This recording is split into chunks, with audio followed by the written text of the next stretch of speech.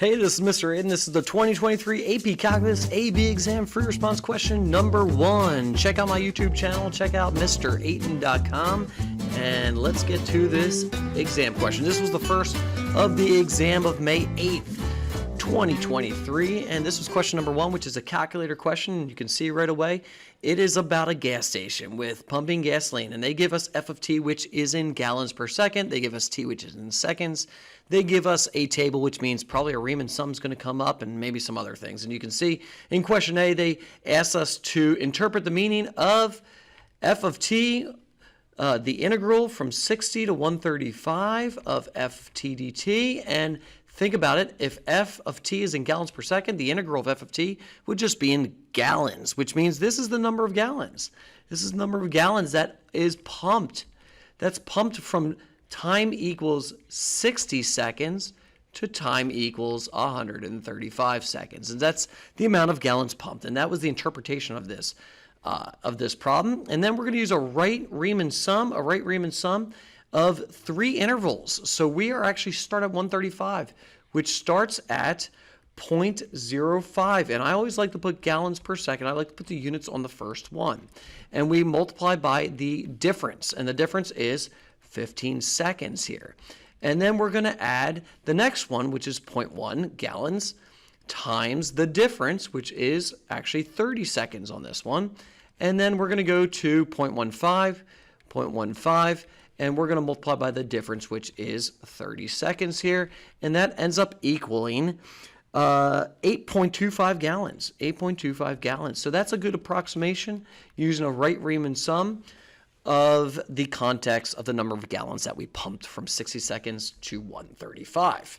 The next is, they say, must there exist a value C between 60 and 120 that f prime of C is equal to 0? So this is the mean value theorem, And I'm going to take f of 120 minus f of 60 over 120 minus 60. And I go to my table for that.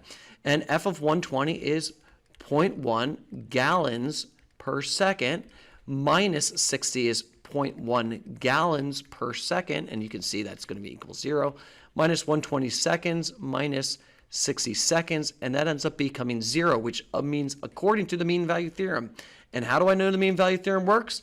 Is it if it's differentiable and continuous, that's when the mean value theorem works. It's got to be differentiable, it's got to be continuous, and therefore, by the mean value theorem, there must be a value where the f prime of C is equal to 0, and that's your justification for that problem.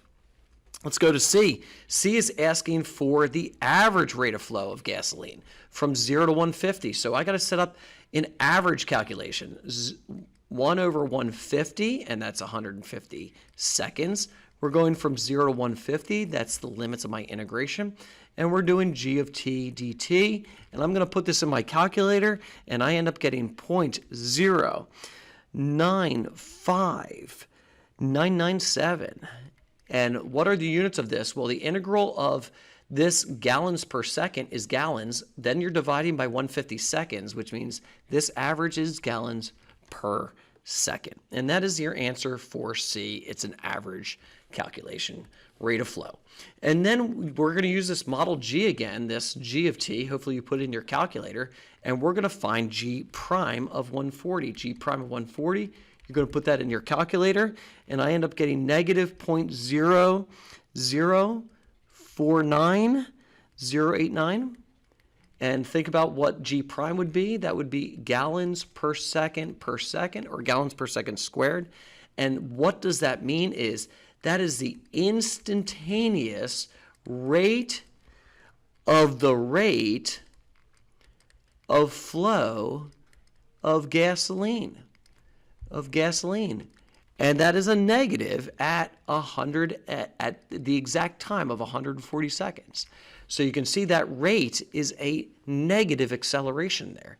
That rate of flow is negative. And so that is the acceleration or the rate of flow of gas. That's interpreting the meaning as well as finding the value.